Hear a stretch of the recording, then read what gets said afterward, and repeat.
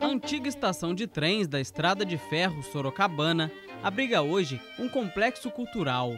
O trabalho de recuperação do edifício acompanhou o crescimento da Orquestra Sinfônica do Estado de São Paulo, sediada atualmente no mesmo prédio da Sala São Paulo. A solução encontrada para as intervenções realizadas nesse prédio histórico, concebido de acordo com princípios específicos de um estilo e época, baseou-se na intenção de estabelecer um diálogo adequado com o espaço existente, valorizando os conceitos e as características de uma construção anterior. Um dos elementos principais do prédio é a fachada, né?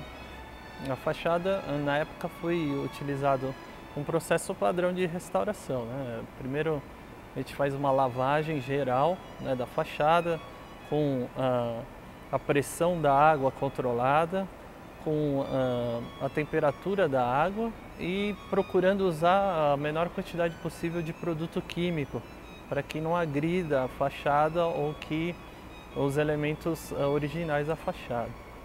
A partir daí, você tendo a lavagem da fachada, você revela alguns problemas, as patologias da fachada. Então, trincas, manchas,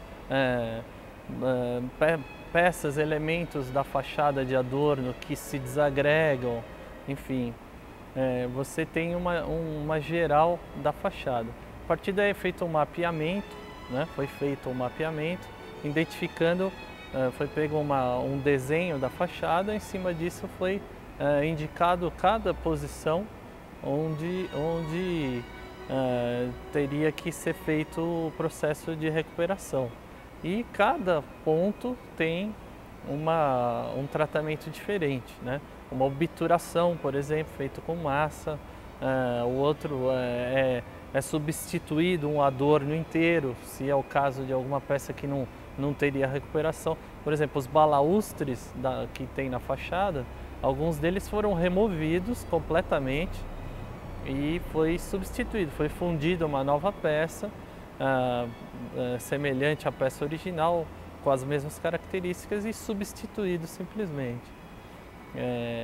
Esse prédio ele é sede da Sorocabana, uma estrada de ferro nacional que ela, a princípio, trabalhava junto com a Estação da Luz. Uma tinha monopólio para Santos, a companhia inglesa, e a Sorocabana era uma companhia nacional que lutou para acabar com esse monopólio. Esse prédio é o marco dessa vitória. A Sala São Paulo era uma praça, né? Na verdade, no projeto original do Cristiano Stockler das Neves, era a parte interna, era um pátio interno do prédio. Então, por ser um pátio interno, ele estava, mesmo sendo descoberto, a área sofria todos os problemas das intempéries, chuva, sol, só que um pouco menos que a fachada. Então, a condição que se encontrava na época da reforma, a parte interna, esse grande hall, né, era bem melhor do que a fachada. Então, foi feito o mesmo processo, foi lavado, né, substituído algum detalhe de adorno, obturado, e a partir daí iniciou o processo de montagem da sala.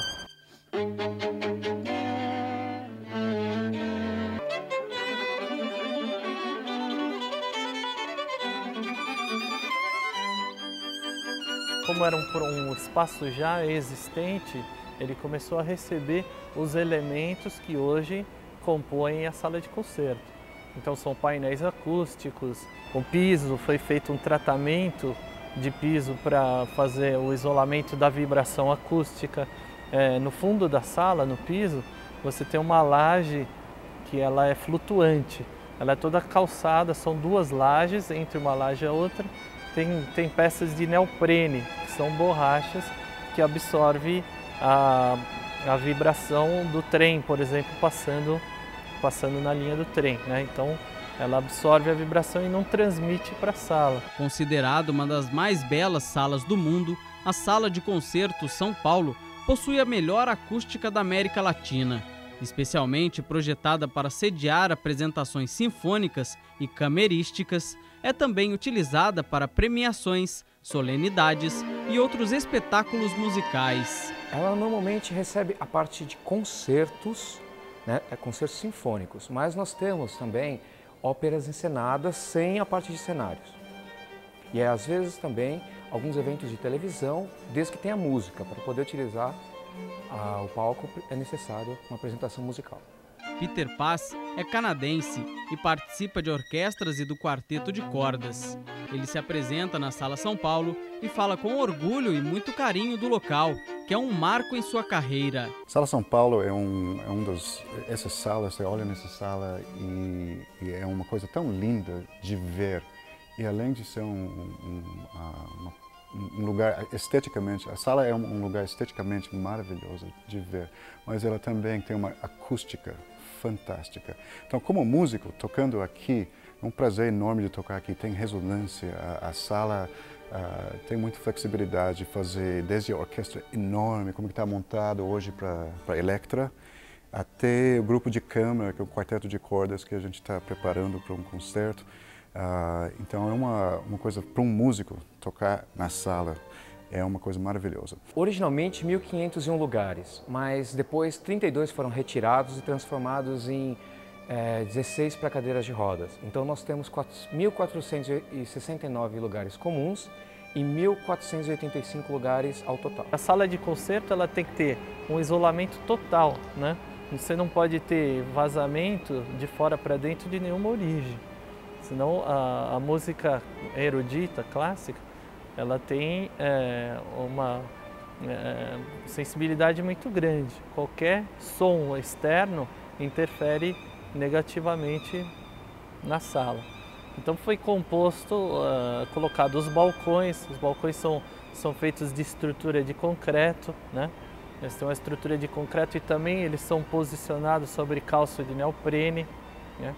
As poltronas foram todas desenhadas para gerar o menor nível de ruído possível, né? E todos os elementos que tem dentro da sala, eles têm uma condição acústica e pensando sempre em isolar o som. Teve aqui a Filarmônica de São Petersburgo, teve outras dos Estados Unidos, eu já vi quartetos que vieram da Austrália.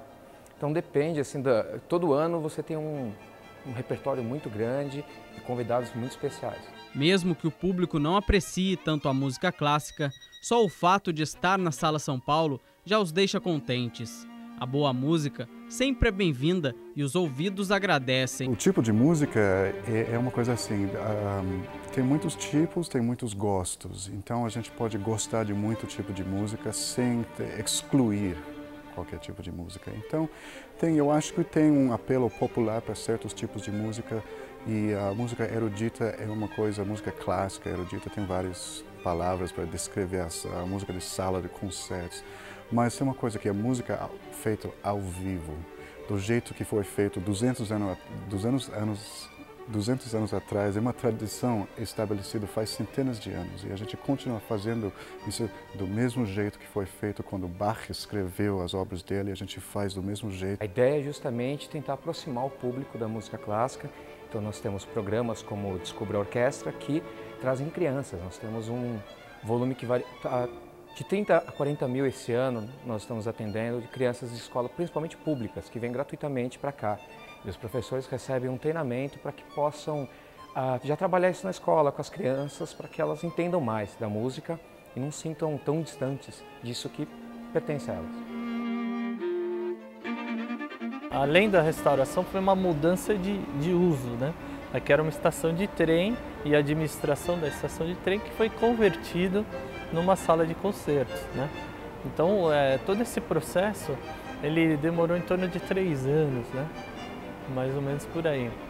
Nossa cultura no Brasil, de modo geral, não é voltada muito para manutenção, né? As pessoas constroem as casas, as edificações e acham que nunca mais precisa mexer. E não é bem assim, né? Ainda mais um prédio com essa magnitude e com essa área enorme, né? Então, a gente tem várias equipes. Eventualmente, a gente contrata equipes terceirizadas para fazer determinadas manutenções específicas de cada área, seja cobertura, enfim, seja recuperação de piso, marcenaria, enfim. São equipes que não são frequentes da casa. A sala, quando ela está cheia, é uma coisa engraçada, porque uma sala de concertos pode se transformar em termos da acústica, e ela pode se transformar em termos da personalidade também. E essa sala, quando ela fica cheia, nós temos um certo barulho do público, e que é uma coisa gostosa, é um conforto de fazer uma coisa ao vivo. Você sabe, é diferente de ensaiar numa sala vazia. Nós vamos ensaiar hoje e a sala tem uma certa energia aqui. Agora, quando vem o público, ele se transforma e vem pessoas com expectativa. Na hora que você levanta o instrumento, está pronto para tocar, ninguém sabe o que vai sair de som e tudo isso. E essa sala tem uma proximidade muito perto do público com os músicos que tocam. Então, para mim, tocando aqui, eu não sei como descrever qual que é a palavra certa, mas a sala muda de personalidade. Ela representa uma sala de concertos única no mundo e para São Paulo, um lar para os ESP, que é uma orquestra até o momento que vem conquistando vitórias em suas turnês e ela permite que o público tenha uma acústica perfeita durante os espetáculos. Eu acho que isso é uma coisa que tem muitas pessoas que curtem ouvir isso, curtem assistir, ouvir, ver ao vivo. Eles gostam de ouvir os CDs da orquestra ou do quarteto e também de vir na sala de concerto e ver ao vivo. E esse que eu acho que é o especial de música ao vivo, que você pode ir lá e você passa a experiência de uma coisa assim, que ele acontece uma vez e tem coisas que acontecem, né, espontâneas, que são fantásticas. Isso é o que faz ser um músico, ser um artista, é que é uma coisa criativa, que cada vez você não sabe exatamente como que vai ser, vai mudar um pouquinho assim, mudar um pouco lá, mas você sabe o caminho geral. Agora, como que você vai fazer para chegar lá? Isso só acontece na música ao vivo. A música clássica, para aquelas pessoas que não entendem e não se interessam, pode dar sono. Mas para os interessados em boa música, os concertos são excelentes.